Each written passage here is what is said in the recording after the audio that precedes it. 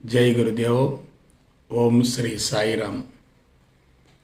అనంత ప్రేమ స్వరూపులారా, నిన్న మీరు గురు సందేశంలో సద్భావం తద్భవతి అనే అంశాన్ని గురించి తెలుసుకున్నారు. అంతకుముందు యద్భావం తద్భవతి అనే అంశాన్ని గురించి తెలియజేయటం జరిగింది. యద్భావం తద్భవతి, సద్భావం తద్భవతి. మన అంతరంగంలో ఏదుంటే అది జరిగిపోతుంది. అంతరంగంలో చెడు సంస్కారాలుంటే మంచి జరగదు. ఉత్తమ సంస్కారాలుంటే చెడు జరిగే అవకాశమే లేదు. మనం ప్రపంచాన్ని మార్చడం కాదు, అంతరంగ సంస్కారాల స్వరూపాన్ని, స్వభావాన్ని సమూలంగా మార్చుకోగలగాలి. అది ఆధ్యాత్మిక మార్గంలో ఉన్నటువంటి కీలకమైనటువంటి అంశం. ఈరోజు ఆధ్యాత్మిక సాధన ఎలా ఉండాలి, సాంకేతిక పరంగా సాధన ఎలా కొనసాగించాలి, సాంకేతిక సాధన అనే దాని గురించి తెలుసుకుందాం. మిత్రులారా, నేను దాదాపుగా 3 దశాబ్దాలుగా ఆధ్యాత్మిక మార్గంలోకి ప్రవేశించిన తర్వాత ఆధ్యాత్మికతను గురించి అన్ని కోణాల నుండి లోతుగా పరిశోధన చేయటం జరిగింది. నేను ఆ మార్గంలోకి ప్రవేశించడానికి మూల కారణం, వంశపారంపర్యంగా మా తల్లిదండ్రుల ద్వారా నాకు సంక్రమించినటువంటి అతి భయంకరమైన దీర్ఘకాలిక వ్యాధులను తొలగించుకోవాలనే భావంతో ప్రవేశించాను తప్ప నాకు ఆ మార్గం పట్ల కనీస పరిజ్ఞానం లేదు, సదభిప్రాయం కూడా లేదు. నా ముఖ్య ఉద్దేశం ఏంటంటే, ఆరోగ్యం కావాలి, రిటైర్ అయ్యేంత వరకు వృత్తిలో కొనసాగాలి, కుటుంబానికి వృత్తికి న్యాయం చేయాలి, ఆరోగ్యం ఉన్న తర్వాత ఏం లేకపోయినా పర్వాలేదు. ఆరోగ్యం పోయిందంటే ఏమున్నా సరే అది మొత్తం కూడా బూడిదలో పోసిన పన్నీరు. ఇవాళ తక్కువ వయసులోనే అతి భయంకరమైనటువంటి దీర్ఘకాలిక వ్యాధులకు గురై అనేక మంది మానసికంగా కృంగిపోతున్నారు. రుగ్మత భయం, మరణ భయం మనిషిని వెంటాడుతూ ఉంది. నేను కూడా అదే ఫోబియాలో ఉండి, అటువంటి ఆలోచన విధానంలోనే ఉండి, ఆ రుగ్మతల నుంచి బయటపడటం కోసం ఆ మార్గంలోకి ప్రవేశించడం జరిగింది. అయితే నేను కొందరి జీవితాలని పరిశీలించినప్పుడు, కొంతమంది ఆధ్యాత్మిక మార్గంలో ఉండి దశాబ్దాల తరబడి సాధన చేసి ప్రజల చేత పూజలు అందుకున్న వాళ్ళు కూడా అంతిమంగా అతి భయంకరమైనటువంటి రుగ్మతలతో బలవంతంగా జీవితాన్ని ముగించడం జరిగింది. అటువంటి సందర్భాలను కొన్నింటిని తెలుసుకున్నప్పుడు, ఈ మార్గం ద్వారా ఆరోగ్యం వస్తుందా, వస్తే ఎలా వస్తుంది, ఎలా సాధ్యమవుతుంది అనే దాని మీద నేను దృష్టిని కేంద్రీకరించాను. ప్రాథమికంగా నాలో ఎటువంటి మార్పు రాలేదు. 2018 సంవత్సరం వరకు నేను ఆధ్యాత్మికతను గురించి బోధిస్తూ ఉన్నాను, ప్రవచనాలు రికార్డు చేస్తూ ఉన్నాను, పుస్తకాలను రచించి విడుదల చేస్తూ ఉన్నాను. కానీ శారీరక మట్టంలో ఎటువంటి మార్పులు సంభవించలేదు. 2018 సంవత్సరం తర్వాత, అంటే గత 3 సంవత్సరాలుగా నా శారీరక మట్టంలో విప్లవాత్మక మార్పులు సంభవిస్తున్నాయి. వంశపారంపర్యంగా తల్లిదండ్రుల ద్వారా బిడ్డలకు సంక్రమించినటువంటి వ్యాధులు కోకట వేర్లతో సహా తొలగిపోవటం అనేది నన్ను ఆశ్చర్యానికి గురి చేసింది. వాస్తవానికి జన్యుపరమైనటువంటి లోపాల వలన ఎవరికి రుగ్మతలు సంభవించినా అవి 100% తొలగిపోయే అవకాశమే లేదు.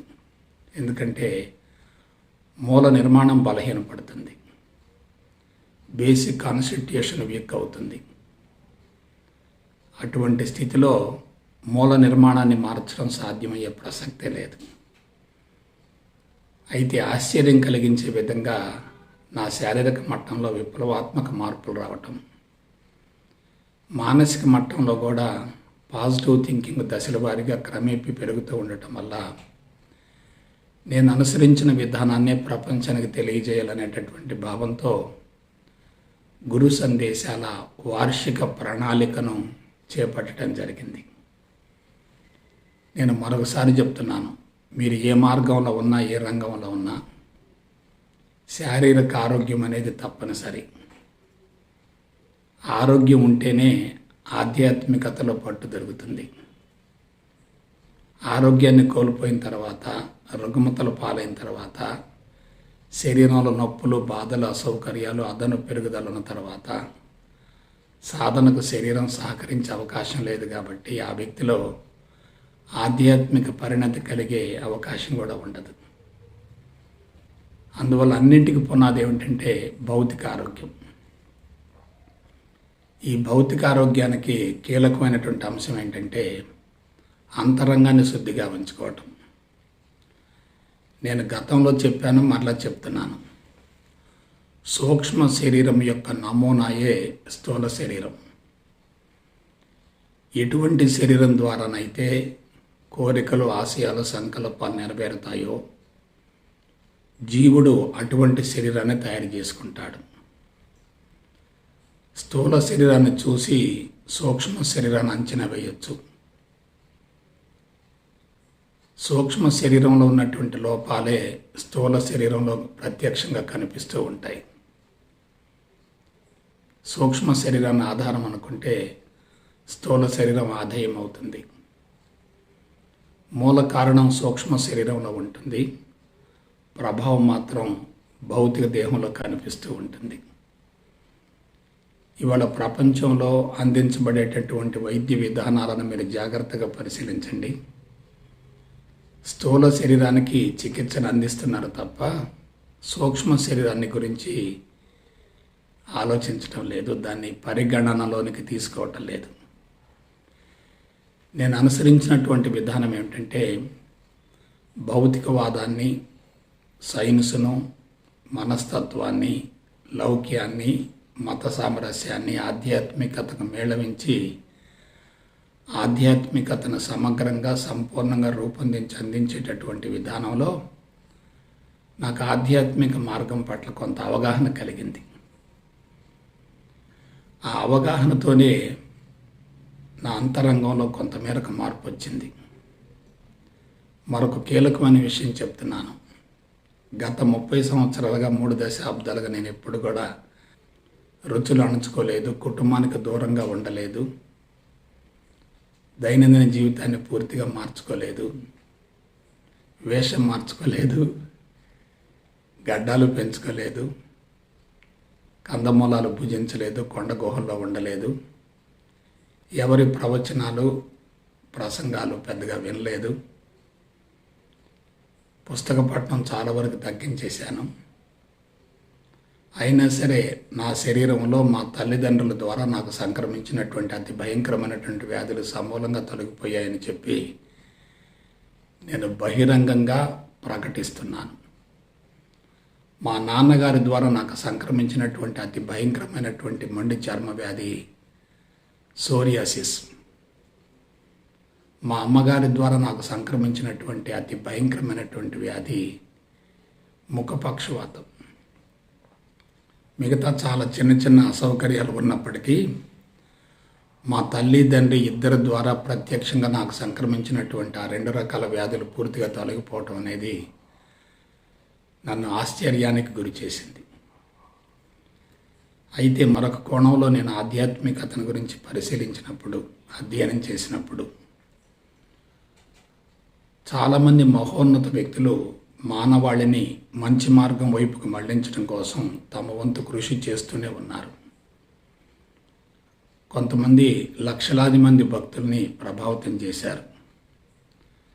గౌతమ్ బుద్ధుడు లాంటి వారు భారతదేశంలో యూనివర్సిటీస్ స్థాపించి ప్రపంచం నుండి అనేక ఆధ్యాత్మిక పిపాసకులను ఆహ్వానించి వారికి ఆధ్యాత్మిక మార్గం పట్ల తర్ఫీదునివ్వటం జరిగింది.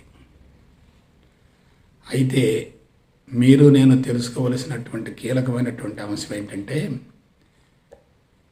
ఒక వ్యక్తి తన జీవిత కాలంలో తనకు సమానమైనటువంటి మరొక వ్యక్తిని తయారు చేయలేదు. సాధారణంగా వందల వేల మంది ఆధ్యాత్మికవేత్తలు భూమండలంలో జన్మించినప్పటికీ, భారతమంలో ఉద్భవించినప్పటికీ, ఎక్కువ మంది పూర్వజన్మ సుకృతం వల్లనే, వాళ్ళు ఉత్తమ సంస్కారాలతో జన్మించినందువల్లనే ఆధ్యాత్మిక మార్గంలో పట్టు సాధించగలిగారు. కాబట్టి సంచితం ఉత్తమంగా ఉన్నందువల్ల వాళ్ళ ఆధ్యాత్మిక మార్గంలో కొన్ని లక్షల మందిని ప్రభావితం చేయగలిగారు. అయితే ఒక శతాబ్దం క్రితం నాటి భారతదేశపు నైసర్గిక స్వరూపానికి, ప్రస్తుతం భారతదేశపు నైసర్గిక స్వరూపానికి మధ్య స్పష్టమైనటువంటి వ్యత్యాసం ఉంది. 2000 సంవత్సరానికి ముందు ప్రపంచం ఎంతో కొంతమేరకు ప్రశాంతంగా ఉంది. గత 2 దశాబ్దాలుగా ప్రపంచం విపరీతమైనటువంటి సంక్షోభాలను, మారణహోమాలను ఎదుర్కొంటూ వస్తుంది. సంవత్సరం గడిచిందంటే సమస్యలు పెరుగుతున్నాయి, రుగ్మతల మోతాదు పెరుగుతుంది, వైరస్లు విపరీతంగా వ్యాపిస్తూ ఉన్నాయి. కారణం తెలియనటువంటి జబ్బులు కొన్ని, పేర్లు తెలియనటువంటి జబ్బులు కొన్ని, మందులు లేనటువంటి జబ్బులు కొన్ని. జబ్బులకి వింత వింత పేర్లు పెడుతున్నారు కానీ ఆ జబ్బులకి మూల కారణం తెలియజేయటం లేదు, పరిష్కార మార్గాన్ని కూడా తెలియజేయటం లేదు. కేవలం పేర్లు మాత్రం తెలియజేస్తున్నారు. కొన్ని జబ్బులకి మూల కారణాన్ని తెలియజేస్తున్నారు కానీ పరిష్కారం మాత్రం తెలియజేయటం లేదు. ఈ విధంగా గత 2 దశాబ్దాలుగా అతి భయంకరమైన వ్యాధులు మానవ జాతిని పట్టి పీడిస్తున్నాయి. ఆధ్యాత్మిక మార్గంలోకి లక్షలాది మంది ప్రవేశిస్తున్నారు. గత అర్ధ శతాబ్దంగా అనేక సంస్థలు వెలుగులోకి వచ్చాయి. ప్రపంచవ్యాప్తంగా శాఖోపశాఖలుగా విస్తరిస్తున్నాయి.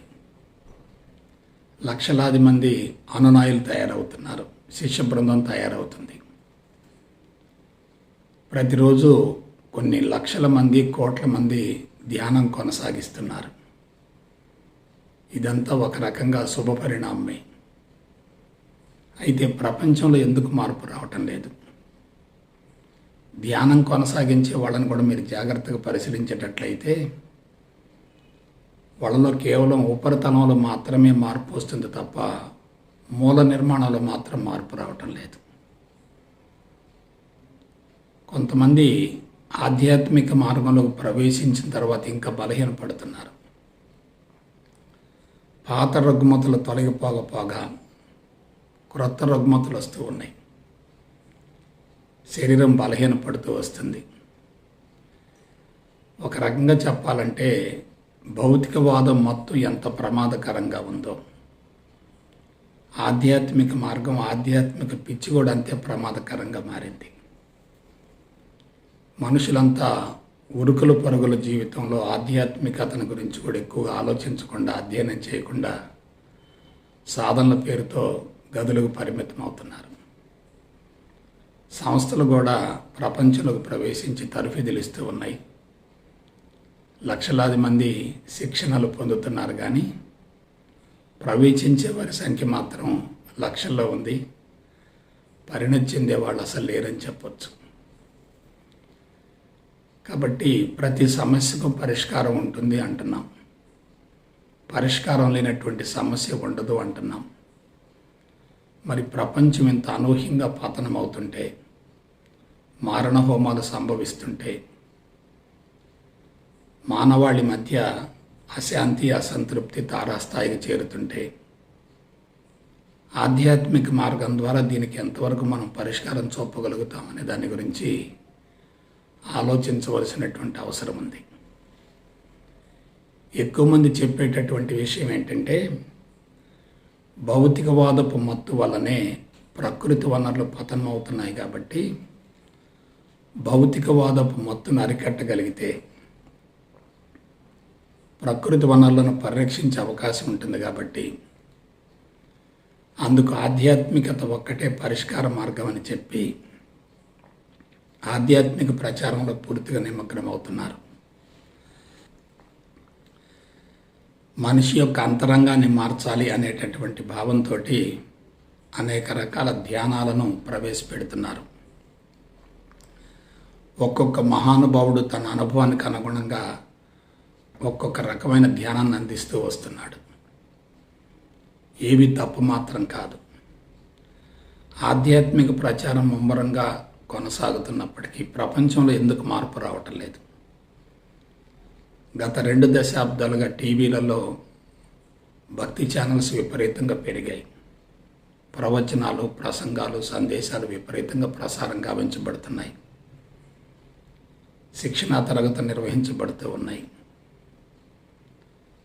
కొంతమంది పెద్ద పెద్ద సమావేశాల్లో వేలాది మందిని కూర్చోబెట్టి వాళ్ళకు బోధలు చేస్తూ ఉన్నారు. ఇంత జరుగుతున్నప్పటికీ సామాజిక పరిస్థితులలో మాత్రం మార్పు రాకపోగా ఇంకా రోజు రోజుకు పరిస్థితులు దిగజారుతూ ఉన్నాయి కదా. కాబట్టి ఎందుకు దీనికి మూల కారణం ఏంటి? ఆధ్యాత్మిక మార్గాన్ని నమ్ముకొని ముందుకెళ్తున్న వాళ్ళలో కూడా మార్పు రాకపోతే ఇక మనిషి యొక్క మనుగడేమిటి? మనిషి భవిష్యత్తు ఏమిటి? దీని గురించి మనం తప్పక ఆలోచించవలసిన అవసరం ఉంది. అయితే మీకు ఒక విషయం చెప్తున్నాను. క్రీస్తుకు పూర్వం దాదాపుగా 35-40 వేల సంవత్సరాల నుండి భారతావనిలో నాగరికత మొదలైంది. దానికి రుజువులు, ఆధారాలు ఉన్నాయి. ప్రపంచ దేశాల మొత్తంలోకెల్లా కుటుంబ వ్యవస్థకు నాంది పలికి నాగరికత ప్రారంభించబడినటువంటి మొట్టమొదటి దేశం భారతదేశమే. ఈజిప్టులో నాగరికత ఉంది, భారతదేశంలో నాగరికత ఉంది. కానీ ఈజిప్ట్ కన్నా కూడా భారతదేశంలో ముందే నాగరికత మొదలైంది. అటువంటి నాగరికత ఛాయల వలన మనిషి మోహబంధాల్లో చిక్కుకుంటున్నప్పుడు అందుకు పరిష్కార మార్గంగా ఆధ్యాత్మిక జీవన విధానం వెలుగులోకి వచ్చింది. అది ఎలా? నేను ఎవరు, నేను ఎక్కడి నుంచి వచ్చాను, ఈ చరాచర జగత్తు ఎక్కడి నుంచి వచ్చింది, మరలా ఎందులో లయమైపోతుంది, పుట్టుకకు ముందు నేనేమిటి, మరణం తర్వాత నేనేమిటి, పుట్టుక మరణ మధ్య జరిగేటటువంటి ఆ నాటకం ఏమిటి, మన సహజ స్వరూపాన్ని తెలుసుకోవటం ఎట్లా, ఆనందంగా జీవించటం ఎట్లా అనే అంశాల గురించి కొంతమంది లోతైనటువంటి మౌనంలో ఉండి, తపో సమాధిలో ఉండి ఒక చక్కని మహోన్నత కళాత్మక జీవన విధానాన్ని వెలుగులోకి తేవటం జరిగింది. అందుకు మనం ఒక రకంగా అదృష్టవంతులు అని చెప్పచ్చు. అటువంటి ఆధ్యాత్మిక ఛాయలు ప్రస్తుతం ప్రపంచం అంతటికి విస్తరిస్తూనే ఉన్నాయి. ప్రత్యేకించి 2016 సంవత్సరంలో జూన్ 21వ తేదీని అంతర్జాతీయ యోగా దినోత్సవంగా ప్రకటించిన తర్వాత భారతదేశపు ఆధ్యాత్మిక విధానానికి, యోగాకు విపరీతమైన ఆదరణ లభిస్తూ వస్తుంది. ప్రపంచ దేశాలన్నింటిలో భారతదేశపు ఆధ్యాత్మిక విధానం, యోగ విధానాలు ప్రవేశపెట్టబడుతున్నాయి. లక్షలాది మంది ఎంతో కొంత మేరకు లబ్ధి పొందుతున్నారు, అందులో ఎటువంటి సందేహం లేదు. అయితే క్రీస్తు పూర్వం నాడు వెలుగులోకి వచ్చినటువంటి ఆధ్యాత్మిక విధానం బలహీనపడుతూ వస్తుంది తప్ప బలోపేతం కావటం లేదు.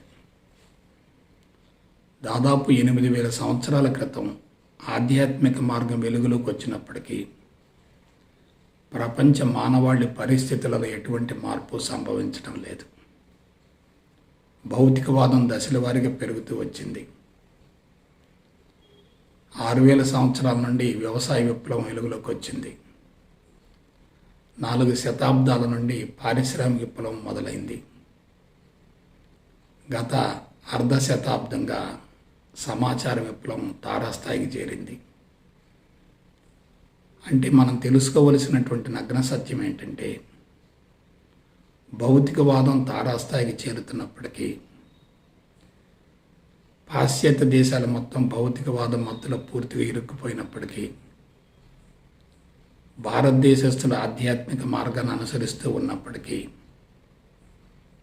ఇతర దేశాల నుంచి మన దేశంలోకి ప్రవేశించేటటువంటి సైన్సు సాంకేతిక పరిజ్ఞానానికి ఆధ్యాత్మికత అడ్డుకట్ట వేయలేకపోయింది.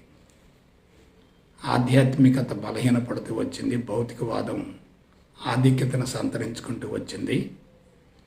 ప్రస్తుతం భారతీయుల పరిస్థితి ఎలా ఉందంటే, సనాతన ధర్మాన్ని వదులుకోలేక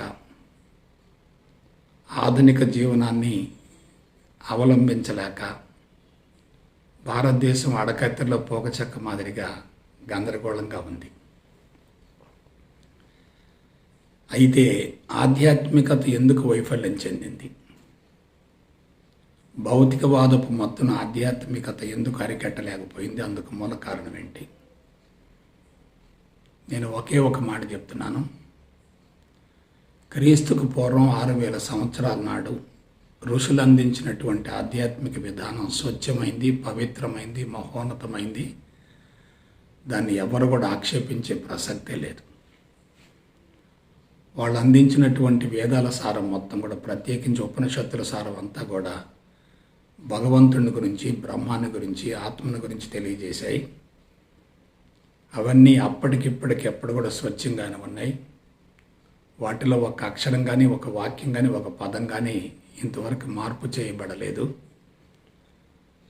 సత్యం ఎల్లప్పుడూ సత్యంగానే ఉంటుంది తప్ప దానిలో ఎటువంటి మార్పు కలగదు అనే దాని గురించి ఉపనిషత్తులు మనకి ప్రత్యక్ష ఉదాహరణలు. అయితే అటువంటి ఉపనిషత్తుల సారం అంతా కూడా భారతదేశంలో దశల వారీగా వక్రీకరించబడుతూ వచ్చింది. ఎన్నో ధ్యాన విధానాలు వెలుగులోకి వచ్చాయి. అనేక మంది తమ అనుభవానికి అనుగుణంగా అనేక రకాల విధానాలను ప్రవేశపెట్టారు. ఆ విధానాలను ఇప్పటికీ కొన్ని లక్షల కోట్ల మంది అనుసరిస్తూనే ఉన్నారు. కానీ మూల నిర్మాణాలు మాత్రం మారటం లేదు. ఒక ఋషి యొక్క దేహాన్ని పరిశీలించండి. కండపుష్టి ఉంటుంది, శారీరక దృఢత్వం ఉంటుంది, శరీరం శక్తివంతంగా ఉంటుంది. వాళ్ళ శరీరంలో ఎక్కడ ఎటువంటి రుగ్మతలు ఉండవు. వాళ్ళు 100 సంవత్సరాలు జీవించినట్లుగా మనకి రుజువుల ఆధారాలు ఉన్నాయి.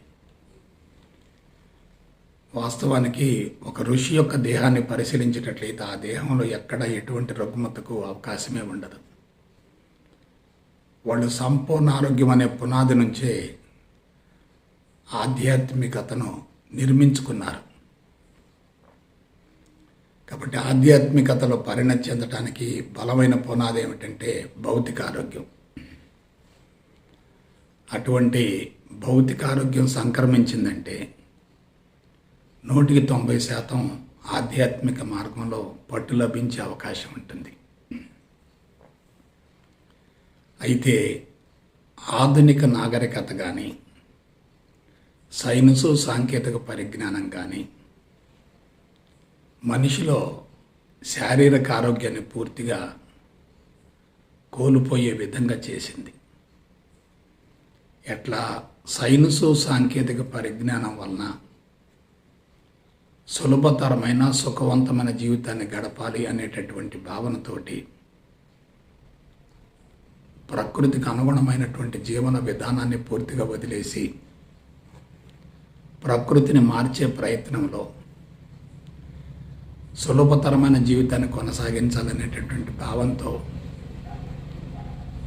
రిస్క్ పడకుండా, కష్టపడకుండా, చెమటపోయకుండా జీవితం ప్రశాంతంగా సంతృప్తిగా కొనసాగాలి అనేటటువంటి భావంతో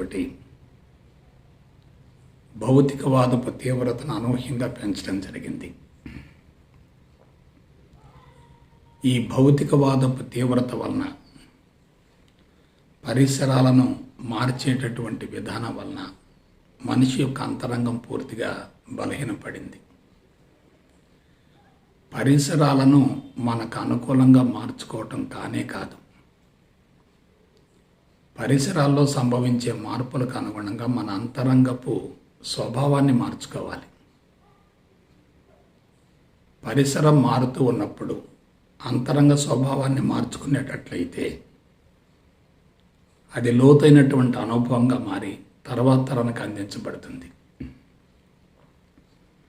ఎప్పుడైతే అంతరంగం మారిందో ఆ వ్యక్తి ప్రకృతిలో సంభవించేటటువంటి మార్పుల్ని ఎదుర్కోగలుగుతాడు, అధిగమించగలుగుతాడు. ఈ సైన్సు సాంకేతిక పరిజ్ఞానం ఏం చేస్తుంది? ప్రకృతిని మారుస్తుంది, అంతరంగాన్ని మార్చటం లేదు. ప్రకృతిలో ఒక సూత్రం ఉంది. ప్రకృతికి అనుగుణంగా జీవించే వ్యక్తిని ప్రకృతి కాపాడుకుంటుంది. ప్రకృతి సూత్రాలకు విరుద్ధంగా జీవించే వ్యక్తిని ప్రకృతి తప్పనిసరిగా శిక్షిస్తుంది, తర్వాత తప్పనిసరిగా భక్షిస్తుంది కూడా. అనూహ్యంగా సాంకేతిక పరిజ్ఞానం వెలుగులోకి వచ్చినప్పటికీ ఆరోగ్యాన్ని కోల్పోతున్నారు తప్ప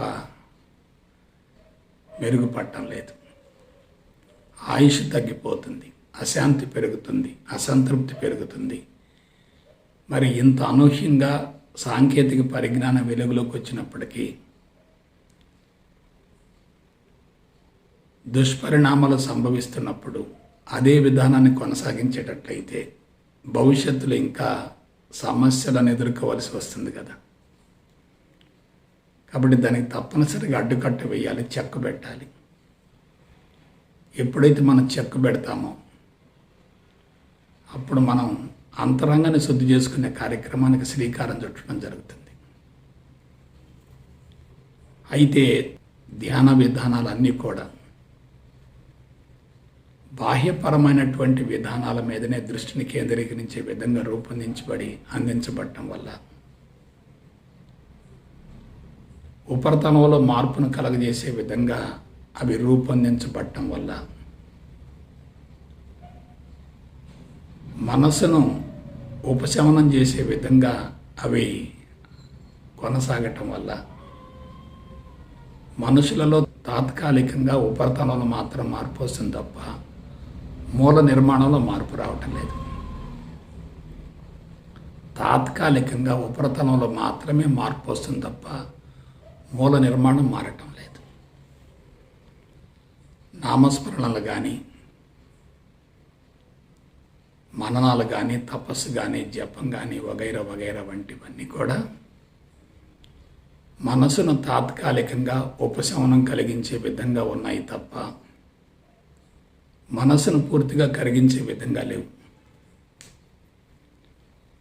ఎప్పుడైతే మనసు బలోపేతం అవుతుందో ఆత్మస్థితికి వెళ్ళే అవకాశం లేదు.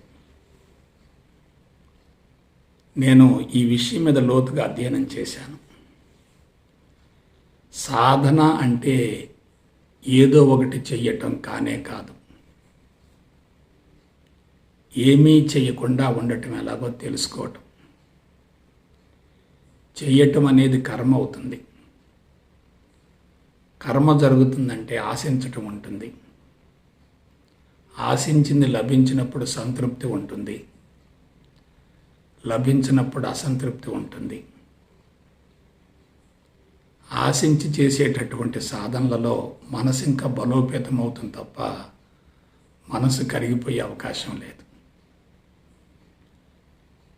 కాబట్టి నేను ఆలోచించింది ఏంటంటే ఏదో ఒకటి చేయటం కాదు,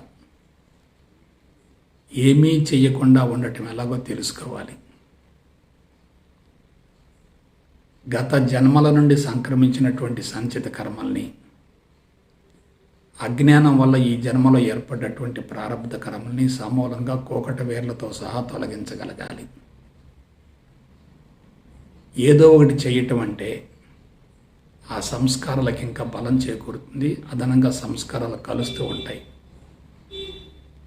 ఏమీ చేయకుండా ఉండటం అంటే పాత సంస్కారాలు ఒకవైపు కరిగిపోతూ ఉంటే నూతనంగా సంస్కారాలు ఏర్పడే ప్రసక్తే లేదు. అంతిమంగా నేను తెలుసుకున్నటువంటి నగ్న సత్యం ఏంటంటే క్రీస్తు పూర్వం నాడు మానవుడి యొక్క మేధస్సు ఒక రకంగా చెప్పాలంటే ముడి రూపంలో ఉంది, రఫ్గా ఉంది. ఆ కాలంలో కఠోరమైన సాధనలు అవసరమయ్యాయి. దశాబ్దాల తరబడి లోతైన మౌనంలో ఉండి ప్రకృతి సూత్రాలను, విశ్వ కథలను కనిపెట్టి వాళ్ళు ప్రపంచానికి తెలియజేయడం జరిగింది. ఈనాడు మానవుడు ఎలా ఉన్నాడు? ఆనాడున్నటువంటి పరిసరాలు ఈనాడు లేవు. ఆనాడున్నటువంటి సమస్యల కంటే ఈనాడు సమస్యలు కొన్ని వందల వేల రెట్లు పెరుగుతూ వస్తున్నాయి. మేధస్సు సున్నితంగా, సూక్ష్మంగా, మృదువుగా తయారైంది. సైన్సు, సాంకేతిక పరిజ్ఞానపు తీవ్రత వలన మనిషి భూమండలం దాటి అంతరిక్షంలో కూడా ప్రవేశిస్తున్నాడు. అనూహ్యంగా సమాచారాన్ని పెంచుకుంటున్నాడు. ఇటువంటి స్థితిలో సున్నితమైన, విలువైన, సూక్ష్మమైనటువంటి మేధస్సు మీద ఏమాత్రం బలవంత ప్రయోగాలు చేసేటట్లయితే, ఆ ప్రయోగం వికటించేటట్లయితే మనిషికి లాభం రాకపోగా తీవ్రంగా నష్టం కలిగే అవకాశం ఉంటుంది. అందువల్ల తక్కువ సమయంలో, తక్కువ శ్రమతో ఎక్కువ లబ్ధి పొందే విధంగా సాధనను కూడా సాంకేతిక పరంగా మలచాలి అనేది నా దృఢ సంకల్పం. నేను అనుసరించిన విధానాన్ని ప్రపంచానికి అందిస్తున్నాను తప్ప ఆ విధానాన్ని ఎక్కడ వక్రీకరించడం లేదు. మనిషి ఎప్పుడు కూడా సులభతరమైన జీవితాన్ని కోరుకుంటాడు తప్ప కష్టాలు, నష్టాలు, బాధలు, ఇబ్బందులు, అవమానాలు, అపజయాలు, ఓటములు, వైఫల్యాలు వంటి వాటిని కోరుకోడు. నెగిటివ్ని ఎవరూ భరించలేరు. నెగిటివ్ను తొలగించుకునే ప్రయత్నం చేస్తూ ఉంటారు. ఆ నెగిటివ్ను తొలగించుకునేటటువంటి ప్రయత్నంలో మనిషి అంతరంగంలో ఘర్షణ జరగకూడదు. మనిషి నెగిటివ్ను కూడా పాజిటివ్గా స్వీకరించే విధంగా అతనికి పరిపూర్ణ జ్ఞానాన్ని అందించాలి. మీకు ఒక విషయం చెప్తున్నాను. ముళ్ళును ముళ్ళుతో తీయాలి, వజ్రాన్ని వజ్రంతో కొయ్యాలి. కర్మల ద్వారా కర్మలను కరిగించుకోవాలి. జ్ఞానం ద్వారా జ్ఞానాన్ని కరిగించాలి. మనసు అనేది మానవ జీవితంలో చాలా కీలకమైంది.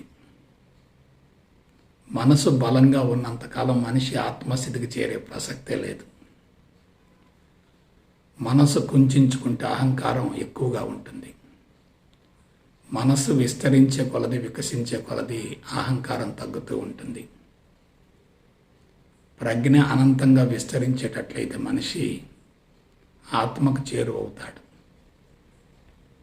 అటువంటి ప్రజ్ఞ కుంచుకోవటానికి మూల కారణం ద్వంద్వాల మధ్య నిరంతరం ఘర్షణ జరుగుతూ ఉండటమే. ద్వంద్వాలు అంటే మంచి చెడు, లాభం నష్టం, విజయం అపజయం, గెలుపు ఓటమి, ఉపకారం అపకారం, పాజిటివ్ నెగిటివ్ వగైరా వగైరా. మీరు నేను తెలుసుకోవలసినటువంటి నగ్న సత్యం ఏంటంటే పాజిటివ్ నెగిటివ్లు రెండు సమాన మోతాదులో ఉంటాయి. ఒకటి ఎక్కువగా మరొకటి తక్కువగా ఉండే ప్రసక్తే లేదు. కానీ ఒక్కొక్కసారి ఒక్కటే ప్రకోపిస్తూ ఉంటుంది. రెండవది దాని వెనుక దాగి ఉంటుంది. మనం ద్వంద్వాలను గురించి సాంకేతిక పరంగా ఆలోచించేటట్లయితే వాటిని వదిలివేయగలుగుతాం, అధిగమించగలుగుతాం, కరిగించగలుగుతాం. ఆ ద్వంద్వాలకు సంబంధించినటువంటి జ్ఞానాన్ని ఎప్పుడైతే మనం శాస్త్రయుక్తంగా అవగాహన చేసుకొని దాన్ని గురించి పదే పదే మననం చేసుకుంటాను పునగు పొందగలిగితే ద్వంద్వాల యొక్క తీవ్రతను తగ్గించవచ్చు. తమోగుణం ఎక్కువగా ఉన్నప్పుడు రజోగుణం తక్కువగా ఉంటుంది. రజోగుణం ఎక్కువగా ఉన్నప్పుడు తమోగుణం తక్కువగా ఉంటుంది. రెండు సమాన మోతాదులో సమాన స్థాయిలో ఉన్నాయనుకోండి, అదే సత్వగుణంగా రూపాంతరం చెందుతుంది. కాబట్టి సత్వగుణం అనేది ప్రత్యేకంగా ఎక్కడా లేదు. ఎప్పుడైతే తమోగుణం రజోగుణం రెండు అసమానంగా ఉంటాయో సత్వగుణానికి అవకాశమే లేదు కదా. అయితే ఇటువంటి ద్వంద్వాలను ఏ విధంగా మనం కరిగించుకోవాలి, ఏ విధంగా అధిగమించాలి, ఏ విధంగా వదిలివేయాలి, దీనికి తప్పనిసరిగా సాధన కావాలి.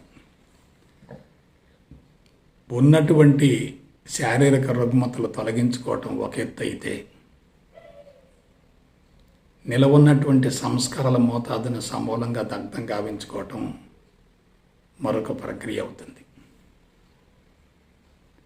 అసలు ద్వంద్వాలు ఉన్నాయా లేవా, ఉంటే వాటి ప్రభావం ఏమిటి? మీరు నేను తెలుసుకోవలసినటువంటి నగ్న సత్యం ఏంటంటే, ఈ విశ్వంలో ఏదైతే మారుతూ ఉంటుందో అది మాయకు ప్రతిరూపం.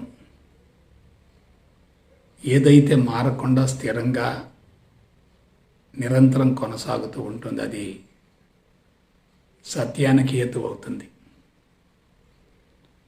ద్వంద్వాలు నిలకడగా ఉండవు, నిరంతరం మార్పులు చెందుతూ ఉంటాయి. మార్పులు చెందే ద్వంద్వాలను గనక మాయగా భావించగలిగితే మనసు యొక్క తీవ్రతను మనం తగ్గించవచ్చు. తమోగుణంలో ఉన్నటువంటి వ్యక్తులు, రజోగుణంలో ఉన్నటువంటి వ్యక్తులు ద్వంద్వాలలో ఇరుక్కుపోతారు, ద్వంద్వాల మధ్య ఘర్షణ పడుతూ ఉంటారు, ద్వంద్వాలకు లోబడి జీవిస్తూ ఉంటారు, ద్వంద్వాల యొక్క తీవ్రతను ఇంకా పెంచుతూ ఉంటారు, ద్వంద్వాలకి బలాన్ని ఇస్తూ ఉంటారు, ద్వంద్వాలకు శక్తిని ఇస్తూ ఉంటారు. అందుకు మూల కారణం ఏంటంటే వాళ్ళకి పరిపూర్ణ జ్ఞానం శాస్త్రయుక్తంగా తెలియకపోవటమే. కాబట్టి ఈ సందర్భంగా మీకు నేను ఒక హామీ ఇస్తున్నాను. ద్వంద్వాలకు సంబంధించినటువంటి అవగాహన ఏర్పడినటువంటి మరుక్షణమే మనిషి మాయ నుండి బయటపడగలుగుతాడు. మాయ నుండి బయటపడగలిగితే మనసు కరిగిపోతుంది. మనసు కరిగిపోయిందంటే ఏకత్వం సిద్ధిస్తుంది. ఏకత్వం సిద్ధించిందంటే జీవుడిని లోపరుచుకునే అవకాశం ఉంటుంది, మనసును అధిగమించే అవకాశం ఉంటుంది. మనసుకు లోబడి జీవించటం కాదు, జీవుడికి లోబడి జీవించటం కానే కాదు, జీవుడిని లోపరుచుకోవాలి. మనసుకు అతీతమైనటువంటి ఆలోచన విధానం రావాలి. కాబట్టి ద్వంద్వాలను గురించినటువంటి అవగాహనను ఏర్పరచుకోగలిగితే మనిషి ఏకత్వాన్ని గురించి శాస్త్రయుక్తంగా తెలుసుకొని దాన్ని మనోఫలకంలో బీజంలాగా ప్రతిష్ఠించుకునే అవకాశం ఉంటుంది. కాబట్టి మానవ జీవితం సంక్లిష్టమైనటువంటి స్థితి నుండి సంపూర్ణ స్వేచ్ఛ వైపుకు మళ్ళాలంటే ఒకే ఒక పాశుపతాస్త్రం, పరిపూర్ణ అద్వైత బ్రహ్మజ్ఞానం. మీకు ఒక విషయం చెప్తున్నాను. పరిపూర్ణ అద్వైత బ్రహ్మజ్ఞానాన్ని శాస్త్రయుక్తంగా తెలుసుకోగలిగితే మనసులో అసంతృప్తి ఉండదు, సంతృప్తి కలుగుతుంది. సంతృప్తి నుండి సాధన అద్భుతంగా ముందుకు కొనసాగుతుంది. అసంతృప్తిగా ఉండి సాధన చేస్తే ఆ అసంతృప్తి ఇంకా పెరుగుతూ ఉంటుంది. మనసులో సాత్వికత ఉండాలి, నిండుదన ఉండాలి, సంతృప్తి ఉండాలి, ప్రశాంతత ఉండాలి, మనోబలం ఉండాలి, ధైర్యం ఉండాలి, విశ్వాసం ఉండాలి. ద్వంద్వాలను గురించినటువంటి అవగాహన ఏర్పడితే మనిషి పాజిటివ్ నెగటివ్లను రెండింటినీ వదిలివేసి శూన్యం నుండి దైనందిన కార్యక్రమాలను కొనసాగించగలిగితే, నిష్కామ కర్మలను ఆచరించగలిగితే పాత కర్మలు కరిగిపోతూ ఉంటాయి, క్రొత్తగా కర్మలు చేరే ప్రసక్తే లేదు. నేను అనుసరించిన విధానం ఇదే, మీకు అందించబోయే విధానం కూడా ఇదే. ఎప్పుడైతే ఆధ్యాత్మిక మార్గంలోకి ప్రవేశించి సాధన చేస్తున్నప్పటికీ ఫలితం రాదో వాళ్ళల్లో ఆధ్యాత్మిక రుగ్మతలు పెరుగుతాయి, మానసిక రుగ్మతలు పెరుగుతాయి, పల్వర్షన్స్ పెరుగుతాయి. మనుషులు మానసికంగా బలహీనపడి ఆధ్యాత్మికతలో పరిణతి చెందలేక అదనంగా శారీరక మానసిక సమస్యలు తెచ్చుకుంటారు. ఇప్పుడు ఆధ్యాత్మిక మార్గంలో జరుగుతున్నది కూడా అదే. ప్రవేశించటం చాలా సులభం, పరిణతి చెందటం చాలా కష్టం. నేను అనుసరించబోయే విధానం, మీకు తెలియజేసే విధానం ఏమిటంటే, మనం 21వ శతాబ్దంలో ఉన్నాం. మూఢనమ్మకాలకు అతీతంగా ఉండాలి,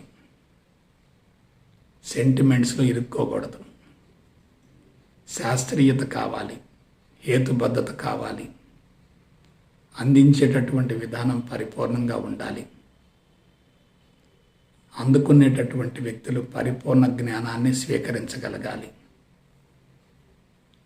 పరిపూర్ణ జ్ఞానం శాస్త్రయుక్తంగా అందిన తర్వాత అంతరంగం నిండుకొండలా ఉన్నప్పుడు కళ్ళు మూసుకున్న తెరిచిన నిరంతరం సాధన జరుగుతూనే ఉంటుంది. సాధన అంటే ఏదో ఒకటి చేయటం కాదు, ఏమీ చేయకుండా ఉండటం ఎలాగో తెలుసుకొని జీవితాన్ని ఆ విధంగా మలుచుకోవటమే. ఏదో ఒకటి చేయటం అంటే అది బంధం అవుతుంది. ఆ బంధం మరొక కర్మకు బీజం అవుతుంది. ఈ విధంగా కర్మలు పెరుగుతూ ఉంటాయి, బంధాలు పెరుగుతూ ఉంటాయి.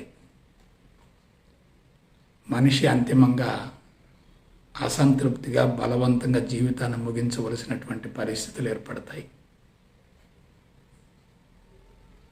కాబట్టి మనం చేయవలసిన పని ఏమిటంటే, కఠోరంగా సాధన చేయకూడదు, మనసును బలవంతంగా నొక్కి పట్టకూడదు, మనసును ఎటువంటి ఒత్తిడికి గురి చేయకూడదు, మనసును సంపూర్ణంగా వదిలివేయగలగాలి. మనసుకు స్వేచ్ఛనిస్తేనే మనిషి స్వేచ్ఛలో జీవించగలుగుతాడు. మనసును బంధించేటట్లయితే మనిషి కూడా బంధాల్లో పడిపోతాడు. ప్రస్తుత కాలమాన పరిస్థితులలో ప్రతి ప్రాంతంలో నెగిటివ్ ఫోర్సెస్ తారాస్థాయిలో ఉన్నాయి. కాబట్టి మనం నెగిటివ్ని పాజిటివ్గా స్వీకరించేటటువంటి విధానాన్ని అనుసరించగలిగితే నెగిటివ్ని వ్యతిరేకించం, పాజిటివ్ని ఆశించే ప్రసక్తి లేదు. కాబట్టి నెగిటివ్ పాజిటివ్లు రెండూ కూడా వేరువేరుగా ఉన్నప్పుడు మనసు బలోపేతం అవుతూ ఉంటుంది, అతి చైతన్యవంతంగా ఉంటుంది. పాజిటివ్లో పాజిటివ్ని చూసుకుంటూ, నెగిటివ్లో పాజిటివ్ని చూసుకుంటూ ఉన్నది ఒక్కటే, రెండు లేవు రెండవది లేదు అనేటటువంటి భావన బలీయం కాగలిగితే ఇక మనిషి మనసును కరిగించుకున్నట్లే, జీవుడిని లోబరుచుకున్నట్లే.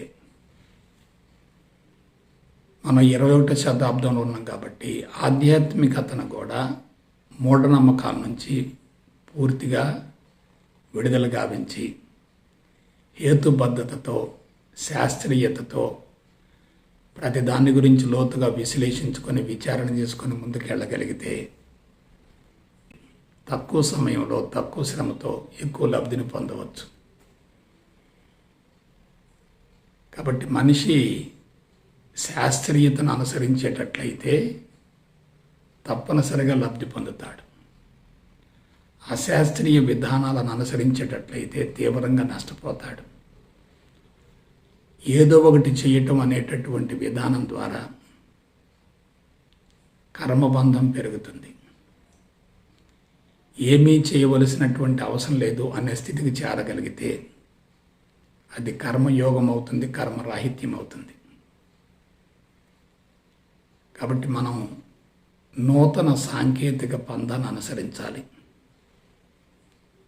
సాంకేతిక పరంగా సాధనను కొనసాగించగలగాలి. మనసును సంసిద్ధం చేసి సాధనను కొనసాగించగలిగితే సత్ఫలితం వస్తుంది. మనసును సంసిద్ధం చేయకుండా సాధన కొనసాగించేటట్లయితే దుష్ఫలితం వస్తుంది. తమోగుణము రజోగుణం రెండు ఉన్నప్పుడు సాధన కొనసాగించడం చాలా ప్రమాదకరం. ఆ రెండింటిని సమన్వయం చేసిన తర్వాత సాధన కొనసాగించేటట్లయితే తక్కువ సమయంలో, తక్కువ పెట్టుబడితో, తక్కువ శ్రమతో అద్భుతమైన ఫలితాన్ని పొందవచ్చు. నేను మీకు ఒకే ఒక మాట చెప్తున్నాను. సమస్య ఉందంటే తప్పనిసరిగా పరిష్కారం ఉంటుంది. సమస్య పరిష్కారాలు రెండు కూడా ఒకే నాణానికి బొమ్మ బొరుసు వంటివి. సమస్య మనకు సంబంధించింది కాబట్టి పరిష్కారం కూడా మనలోనే ఉంటుంది, బయట ఉండదు. సమస్యను లోపల ఉంచుకొని పరిష్కారం కోసం బయట వెతకటమే అజ్ఞానం.